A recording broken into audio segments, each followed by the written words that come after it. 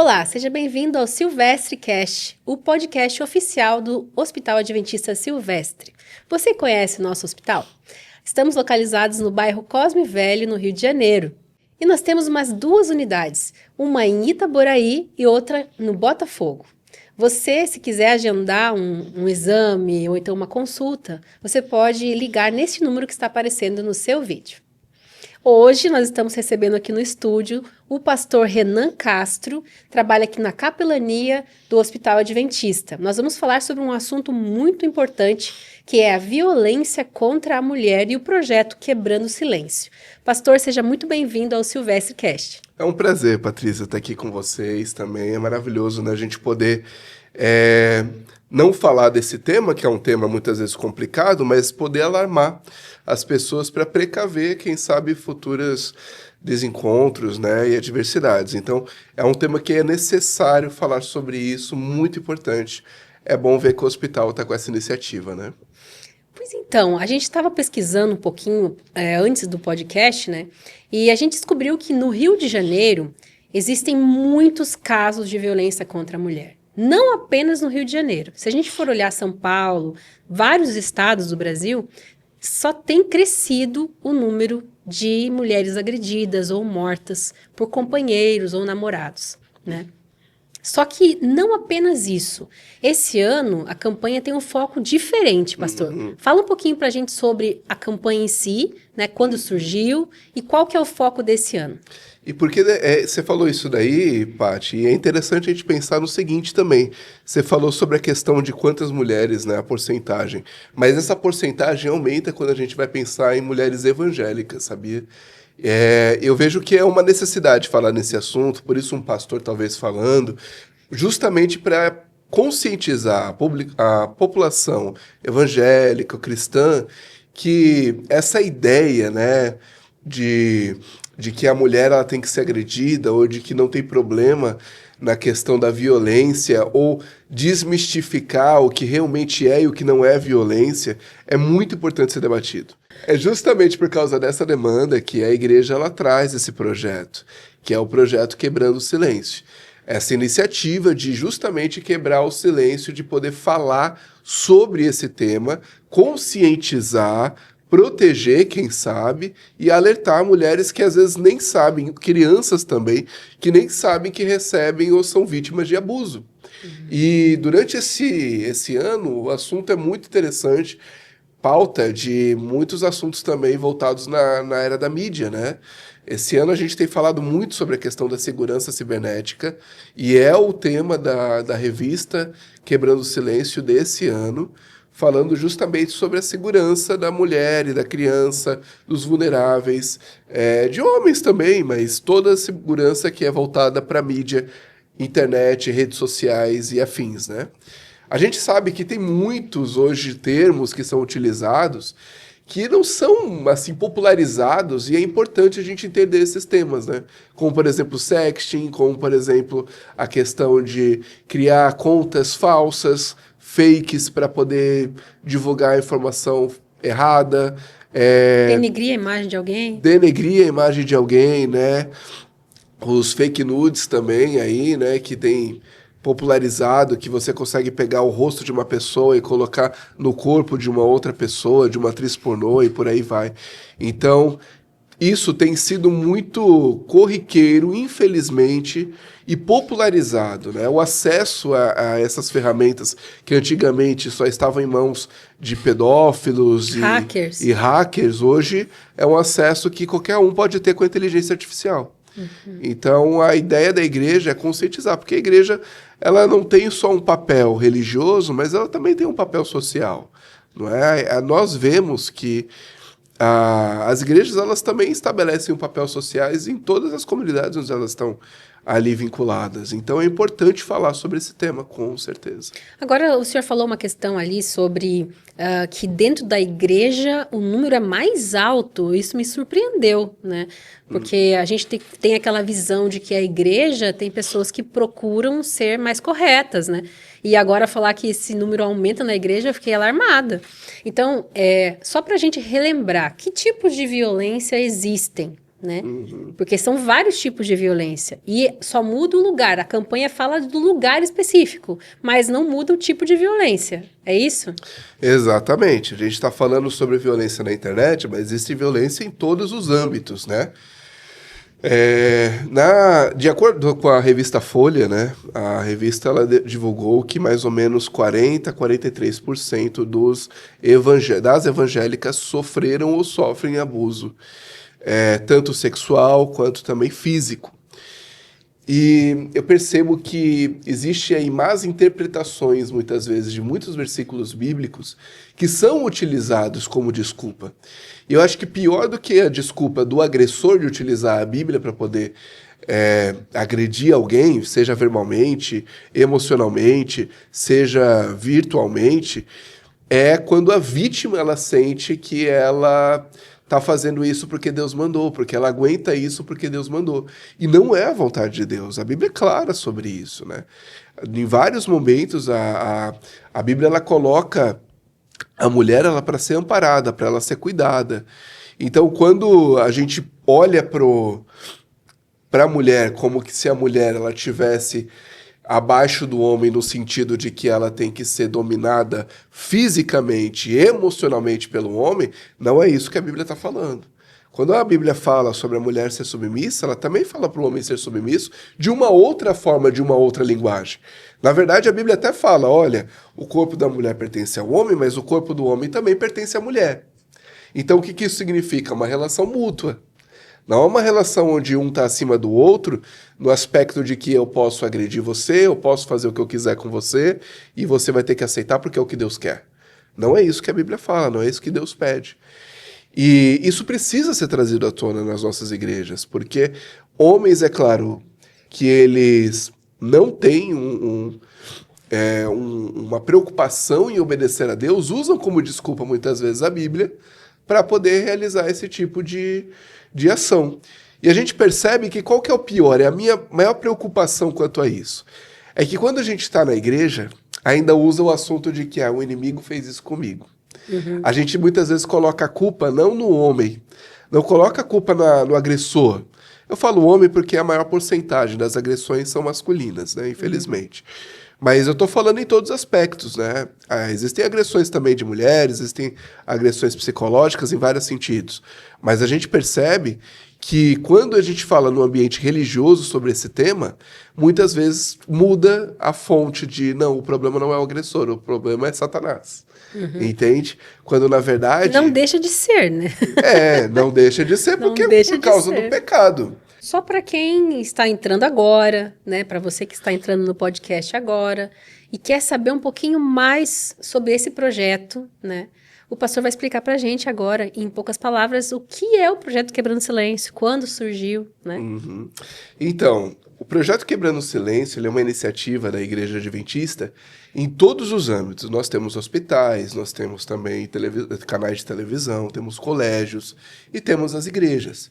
E justamente pensando no público que está ali, sendo adventista ou não, independente, igual nós falamos, né, a igreja ela tem um papel social também, ela traz o debate e a conversa sobre justamente agressões.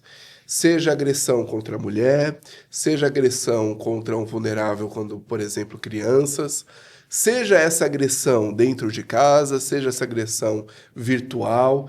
Então, são momentos onde nós separamos uma semana específica para falar sobre este assunto. E não é só fala, né? Nós temos também a revista, por exemplo, onde nós conscientizamos as pessoas nessas revistas.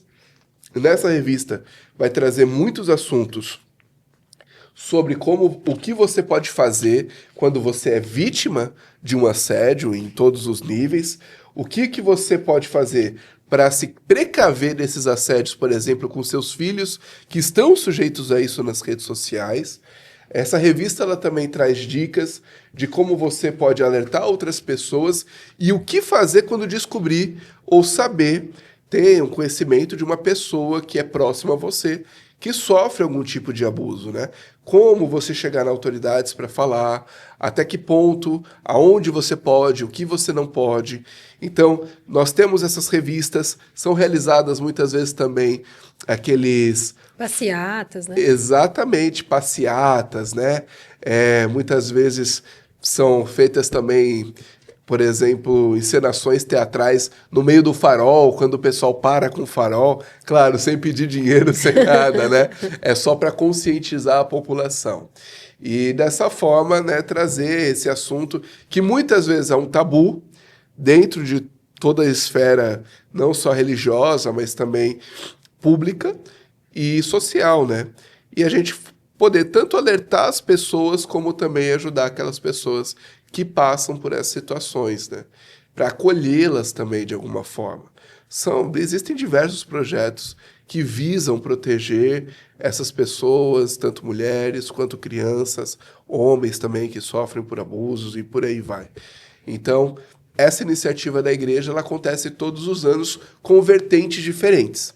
Esse ano a vertente é sobre a violência digital, no ambiente virtual. Mas, se eu não me engano, ano passado falou sobre a questão de violência contra crianças, né? E ano retrasado, se eu não me engano, foi contra a violência contra a mulher especificamente. Então, todos os anos a gente traz esses assuntos, né? Violência no geral. Desde 2002, né, pastor? Desde 2002, exatamente. Muito obrigado, Patrícia, por lembrar. Desde 2002, aí, alertando a população, né? Agora uma perguntinha. Por que será que o silêncio ele é tão perigoso? O silêncio, Patrícia, ele faz todo o trabalho contrário daquilo que a gente está fazendo quando a gente está tentando impedir a agressão. O silêncio da vítima, por exemplo, eu vou falar de um caso que a gente presenciou, eu e minha esposa, né? Eu e a Poliana, estávamos como pastores auxiliares numa igreja, e aí veio uma irmã e falou, pastor, meu filho está agredindo minha nora em casa.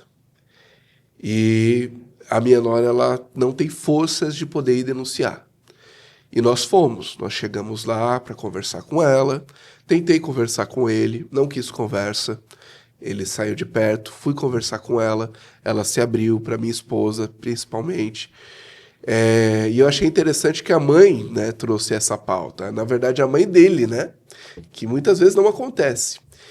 E qual que foi a minha surpresa, Patrícia? Isso, nossa, ficou gravado no meu coração. Não vou falar nomes, lugares, nem para proteger as pessoas, né, envolvidas, mas isso ficou gravado no meu coração e doeu muito, porque nós marcamos um dia para levá-la lá na delegacia da mulher para poder registrar e se precaver em todos os sentidos. E aí, no dia, ela desistiu. Ela desistiu, mandou uma mensagem para a gente e falou que, na verdade, ela não era verdade o que ela tinha falado, que não era uma... Que não tinha acontecido. Não tinha acontecido, foi da cabeça dela e tudo mais. E a sogra, por mais que a sogra tenha presenciado, assim, pistas do que aconteceu, ela também não presenciou a agressão em si. Então a sogra, que quis, inclusive, denunciar, ela tentou, mas não tinha provas suficientes para mostrar que realmente aconteceu a agressão. Por quê? Por causa justamente, talvez, de uma dependência emocional que a pessoa cria, essa imagem de que eu estou aqui para ajudar ele a passar por essa situação, e aí acaba incentivando o silêncio, né? Porque ela, com medo de falar, ela não fala, e o silêncio evita também qualquer outra pessoa que estiver por fora da situação de denunciar. Mas o que acontece muitas vezes, pastor, é porque ela é vítima e ela se sente presa a essa situação, né? Porque pensa, às vezes a mulher não trabalha, às vezes é o marido que sustenta, às vezes tem um filho dependente, né? E ela fica meio que ilhada nessa teia de circunstâncias, né? Exatamente. E aí ela desiste de procurar ajuda. E o silêncio, ele tira as armas de toda a população que pode ajudar nesse sentido. E já aconteceu, né? E acontece muito por causa dessas dependências emocionais, por causa dessa ideia de que talvez ela vai conseguir restaurar o relacionamento, ou talvez o próprio medo, aí chega no silêncio, e o silêncio faz com que quando alguém denuncia de fora, Se a mulher ou o homem que sofreu abuso, ou a criança, retira essa denúncia, opta pelo silêncio, acaba que quem sai prejudicado é até a pessoa que denunciou.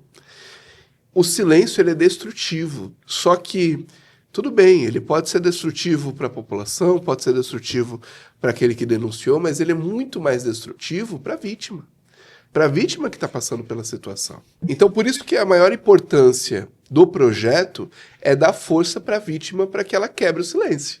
É justamente essa a ideia, quebrar o silêncio. O silêncio ele pode ser um limitador, mas a coragem, o empoderamento, no sentido de que você pode mudar essa situação, saber que você tem a segurança de ser cuidada, de ter uma rede de apoio, faz com que essa pessoa, quando ela denuncie, ela consegue colocar ali restrições de distância, ela consegue mudar de local, ela consegue colocar uma série de restrições, inclusive até levar essa pessoa à cadeia, restringindo a liberdade dessa pessoa e podendo, assim, a vítima viver em paz, né? E até a medida protetiva, né? Porque Medida quando protetiva, você denuncia, exatamente. você tem proteção judicial, né? E policial também. Exatamente. E aqui no hospital, pastor, o que foi realizado? Conta pra gente como é que foi o projeto Quebrando Silêncio aqui no Hospital Silvestre.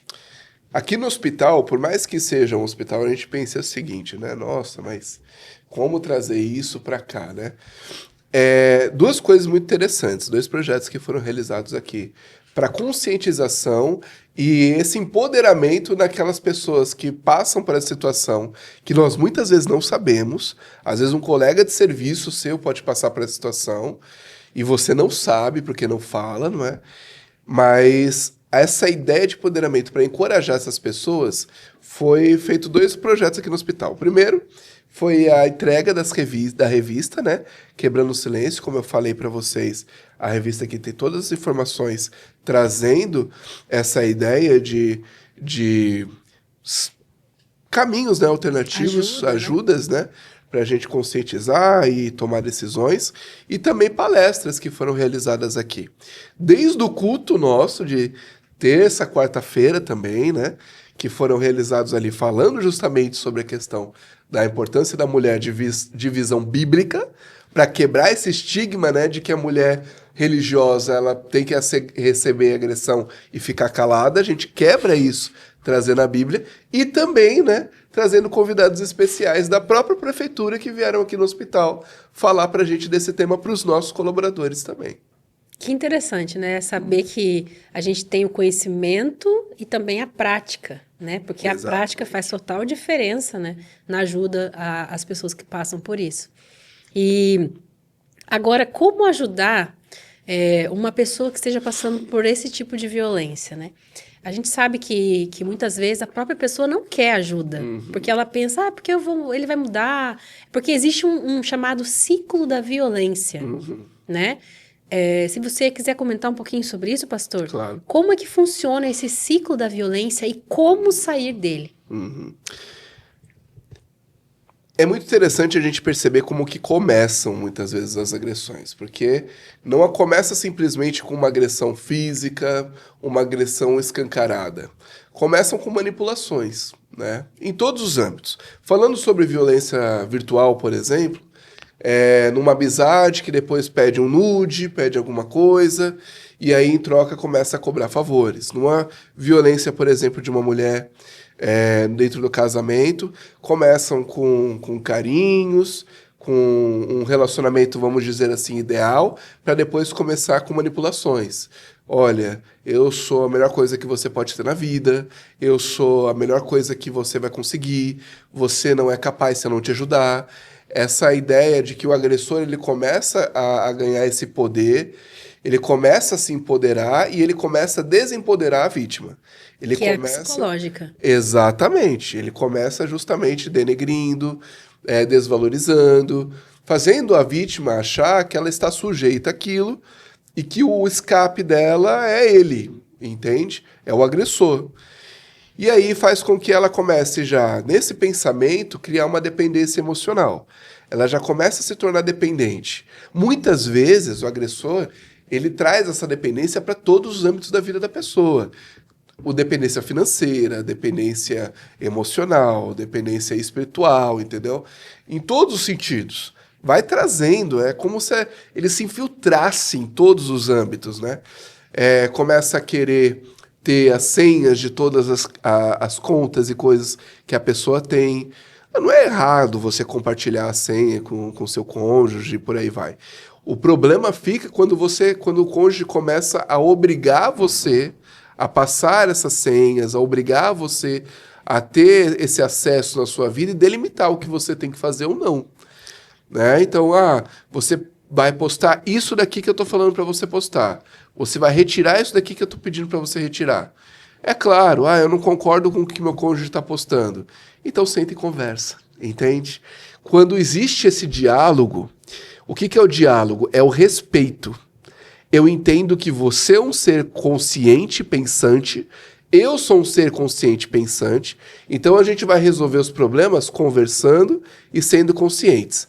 Quando não tem essa crença de um lado, começa a ter a manipulação. Você não é um ser consciente, você não é um ser pensante, então eu tenho que determinar o que você vai fazer ou não na sua vida. Porque eu sou o foco, eu sou o centro do que é certo e o que é errado. E aí disso vai partir para uma agressão física, disso vai partir para uma agressão emocional, e aí esses ciclos eles vão se repetindo. Aí quando tem uma agressão um pouco mais forte, aí ele vem e pede desculpa. Não, foi eu que me descontrolei, não é? Traz flores, Traz pra flores, jantar. vira a melhor pessoa do mundo. Se ajoelha. Exatamente, exatamente. E aí vai criando essa coisa, não, será que eu realmente não enxerguei coisa errada? Será que eu, na verdade, não estava pensando que era... eu estava demonizando muito, eu fui muito pela cabeça dos meus amigos. Então, qual que é a melhor forma da gente, quando vê uma pessoa passando por essa situação, poder ali se introduzir nesse meio, mas sem ser de forma escancaradamente assim, sem tomar decisões precipitadas, sem talvez uma pessoa que está arredia, você ser muito invasivo. Incisivo, né? Exatamente. Primeira coisa, é amizade. É você desenvolver uma amizade. Essa pessoa precisa sentir confiança na tua presença. Em todos os sentidos. E como que você desenvolve essa confiança? Quando você dá liberdade para ela se expressar, falar, pensar, e você não reduz esse pensamento, não reduz essa ação. Então não deixa eu te ouvir. Fala, nossa, você está passando por isso. A gente não pode nunca minimizar o que está acontecendo com a outra pessoa. Porque essa tendência, né? As pessoas, quando não são problemas delas, elas geralmente tendem a minimizar o problema dos outros. E às vezes é nesse problema que o outro está tentando me passar que eu não ouço, porque eu não estou com paciência, ou porque eu acho que o problema dela, por conta que acontece muito, viu? Tem uma condição financeira melhor do que a minha, então ela nunca vai ter problemas maiores do que o meu. Então, eu tendo muitas vezes a tudo que a outra pessoa me falar, eu vou achar que é pouco. Não, não é exatamente isso. Você está tendo uma visão errada. Então, essa escuta ativa é extremamente importante. Esse ninho, né, que eu falo, né, que é esse momento onde você deixa ali um ambiente confortável, a sua presença traz conforto para a pessoa, até o momento onde você vai poder começar a introduzir algumas questões. Espera aí, olha, isso daqui que você me falou no meu relacionamento é diferente, eu estou preocupado com você, eu estou preocupado com isso daqui que você está me falando. E a ideia principal é você dar coragem para que a pessoa ela entenda que ela está sofrendo agressão. E ela peça ajuda. E que sozinha. ela peça ajuda sozinha. Não adianta você... Igual, por exemplo, se eu chegasse lá nesse caso que eu contei, não é? Se eu chegasse na delegacia da mulher e eu denunciasse, aí vinha talvez o marido dela e falasse, não, isso daqui é calúnia, não, isso daqui... E aí ele me processava e eu estaria respondendo um processo. Uhum. Então, por isso que é importante você fazer a vítima ela entender que ela é uma vítima e de que o agressor é um agressor. Uhum. Por mais que seja óbvio isso que a gente está falando agora, para quem sofre agressão não é. Ela às vezes se sente como agressora e ela às vezes acha que o agressor é uma vítima. Porque ela pensa, não, são as minhas atitudes que levaram ele a agir dessa forma comigo. São as minhas atitudes que fizeram eu chegar no nível que eu tô. Eu irritei. Eu irritei. Ou para a vítima cibernética, quando a gente está falando no sentido, né, da realidade virtual e tal, é aquela questão. Eu entreguei um nude e eu não deveria ter entregado. O que as outras pessoas vão achar de mim quando vazar esse nude? E aí acaba fazendo coisas piores. A gente lidou uma vez com uma menina... dizem que pastor, policial e área da saúde vê de tudo, né? Aí você é pastor na área da saúde, é pior ainda, né? Mas uma menina que ela, inclusive, ela cortava, ela se mutilava nas genitais, porque o agressor, ele pedia para ela gravar fazendo isso, e se ela não gravasse, ele ia disponibilizar os nudes que ela tinha feito. E aí ela fazia e ia afundando cada vez mais o buraco. Ela ia fazendo coisas que iam chegando a níveis que ela um dia não ia ter saída. E aí um dia ele ia chegar e falar, se mata, e ela ia fazer, porque a culpa, a vergonha ia ser muito grande para ela. Graças a Deus a gente conversou com ela, a gente foi orientando. Graças a Deus ela veio até a gente buscando essa ajuda, né? Por isso que é importante, né, você ter uma rede de apoio que você confie em falar sobre isso. E aí ela veio, a gente foi conversando, a gente encorajou ela a denunciar, ela, graças a Deus, denunciou. Descobriu, na verdade, que o agressor era um deepfake, não era nem brasileiro, né, não estava nem no Brasil, acho que era brasileiro, mas não estava no Brasil. Mas ele até divulgou algumas coisas, mas a gente passou por esse momento junto com ela, e isso facilitou com que ela não se sentisse tão culpada, né? Ainda mais quando ela até escreveu um texto, né? Abriu o coração, ela aceitou abrir um coração para falar, inclusive para os amigos virtuais dela, do que aconteceu. Na verdade, o que ela achou que ia ter de julgamentos foram de abraços, foram de carinho, de apoio. É por isso que é muito importante você mostrar para a pessoa que ela tem uma rede de apoio. Que ela não está sozinha. Ela não está sozinha, não é? É o principal. E nessa época cibernética, o que a gente mais sente é solidão. Porque por mais que você tenha 3.000 amigos virtuais, eles não são presenciais. Uhum. Quando a gente mostra que existe essa rede de apoio, tudo fica muito mais fácil. Por mais que você tenha 2 pessoas que estão ali próximas a você, te apoiam, sofrem contigo, como a Bíblia diz, né? Chorar com os que choram e se alegrar com os que se alegram. Se você está ali passando por esses momentos difíceis e fala assim, ó, vai ser difícil, não vai ser fácil, mas eu tô do seu lado, eu tô aqui junto com você, mesmo que tenham 2.000, 3.000 pessoas que não estejam a favor, aquela pessoa, única pessoa do lado dela, ela já acha que é suficiente. Ela sabe que tem alguém. E isso faz toda a diferença. Toda a diferença. Que interessante ouvir você falando disso. Uhum. Porque só quem passa pela situação sabe como é que é ruim, né? Exatamente. Então, qual que é a importância de um atendimento psicológico, né? De um acompanhamento, né? De pessoas que trabalham com isso, né? Que conseguem identificar com mais facilidade, né? Um caso de agressão, né? Como é que eu digo isso? É muito importante ter esse atendimento profissional para você conseguir dar nome aos bois. Exatamente. Né? Para saber, aquilo ali é errado, isso está certo, isso está errado. Porque muitas vezes a vítima não consegue ver isso. Né? E é interessante você falou, né? Porque é importante também você ter a rede de apoio profissional. Você tem uma rede de apoio ali de amigos e familiares, né, colegas, mas é importante essa rede de apoio profissional. E por que eu falo sobre isso? Porque você não pode ter só um profissional te ajudando também. Não adianta você chegar... Eu gosto muito do hospital, de trabalhar como pastor no hospital, porque muitas vezes se confunde, né, o nosso trabalho com o de um psicólogo. Uhum. E aqui nós temos psicólogos extremamente competentes também, que atuam junto com a gente. E é gostoso ter esse vínculo, porque eu sento muitas vezes, né, com o Gabriel, com a Priscila, que são psicólogos que atendem, né, os pacientes nossos aqui, e eu falo, ó, tem esse caso, eles me passam esse caso. Pastor, isso daqui acho que é mais espiritual, isso daqui é mais emocional. Então, assim, o pastor ele tá aqui para te ajudar, mas o pastor não é psicólogo. Então, você precisa passar por um psicólogo, você precisa passar por um terapeuta, né? Você precisa também, quem sabe, dependendo do nível de agressão, passar também, quem sabe, por um para o médico avaliar, não é? Tem exame de corpo de delito, que isso inclusive ajuda na questão da denúncia, né? Enfim, várias questões. Isso, nossa, Patrícia, a gente poderia falar aqui tantas horas sobre isso, mas até você pensa assim, como que uma fonoaudióloga pode me ajudar a passar por uma situação dessa? Existem pessoas que, por desenvolverem patologias emocionais por conta das agressões, elas tiveram dificuldade, inclusive, com a fala. Entende? E foi necessário um fonoaudiólogo para poder ajudar. Então você percebe que essa rede de apoio... Assistente social, exatamente. Poxa, sou dependente financeira dessa pessoa, para onde eu vou? Existe uma rede de apoio? Existe. E assistente social vai te ajudar a encontrar esses centros, né? Uhum. É claro, você precisa talvez de um profissional para começar a impulsionar isso, né? Então pode vir num pastor, num psicólogo, estou passando por isso, estou com medo, não sei o que fazer. A gente está aqui para poder ajudar, para poder apoiar, para poder instruir, não é? E chegar aí a uns bons resultados, quem sabe, né? Uma liberdade no sentido desse aprisionamento emocional, físico e por aí vai.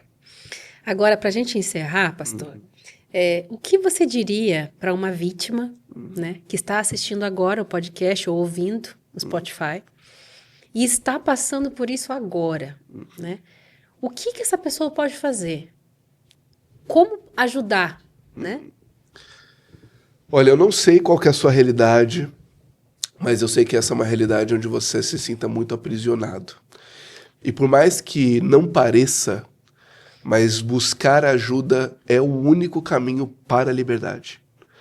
Então, que esse podcast ele sirva como uma forma de você criar essa coragem, achar essa coragem, buscar esse momento de levantar e falar, eu quero sair dessa realidade. Existem pessoas que estão aqui para te apoiar. Existem pessoas que estão aqui e pessoas que talvez você nem saiba. Mas quando você falar, quando você tiver a coragem de quebrar o silêncio, essas pessoas que você nunca imaginaria que estão do seu lado, elas se levantarão para pegar essa luta junto contigo. Então esse é o momento de você quebrar o silêncio, esse é o momento de você falar, esse é o momento de você compartilhar. E nós estamos aqui para poder ajudar. Inclusive, eu faço até aqui um desafio, né? Se você passa por isso, ou conhece alguma pessoa que passa por isso, e está com dificuldade, está sentindo, assim, medo em falar, manda uma mensagem. Aqui tem o Instagram, não é? Esse podcast vai ficar ali também no Instagram. Manda uma mensagem ali para o pessoal do hospital e nós estamos aqui para poder apoiar da melhor forma possível. Tem um Disque 180 também, se quiser falar, pastor. Verdade, né? Denuncie situações de violência, Disque 180, Central de Atendimento à Mulher. Perfeito. Então, o Disque 180, né, que é o da Central de Atendimento à Mulher, justamente delegacias que são totalmente especializadas para essa questão. Você tem um apoio jurídico, policial gigantesco, de inclusive mulheres que estão aí também nesses departamentos, cuidando, ajudando, mulheres que às vezes até passaram a própria Lei Maria da Penha, né? A Maria da Penha, ela sofreu muitas dessas agressões. É baseado numa mulher que sofreu por esses traumas, por esses problemas, e que você pode ter ajuda, você pode encontrar a solução falando. Então, eu disse que 180, o melhor canal. Esse é o melhor canal. E nós estamos aqui também para ouvir, para poder te ajudar naquilo que a gente pode e ser essa rede de apoio que você tanto precisa. Muito legal o podcast de hoje, muito importante. Agradecemos então, pastor, a sua participação e sinta-se convidado para voltar para outro assunto. Claro, a gente está aqui para poder compartilhar, apaziguar, esclarecer aquilo que for necessário. Patrícia, muito obrigado. Também é uma honra estar aqui com vocês, participar desse momento. E se você é uma vítima, saiba que você não está sozinha. Nós estamos aqui para te ajudar, para te amparar, né? E com certeza o silêncio só ajuda o agressor. Então vamos quebrar o silêncio juntos para esse problema tão sério que é a violência, tanto digital quanto física, pessoal, presencial, né? A violência em si é um problema muito sério. E o nosso Silvestre Cast vai chegando por aqui. Nós agradecemos a sua companhia e nós esperamos você no próximo episódio. Se você não é inscrito no nosso canal, não esqueça, Se inscreva no nosso canal do Silvestre Cast aqui do Hospital Adventista Silvestre. Ative o sininho de notificações e compartilhe este conteúdo para seus amigos e familiares. O Silvestre Cast vai ficando por aqui. Muito obrigada pela sua companhia e até o próximo episódio. Até lá!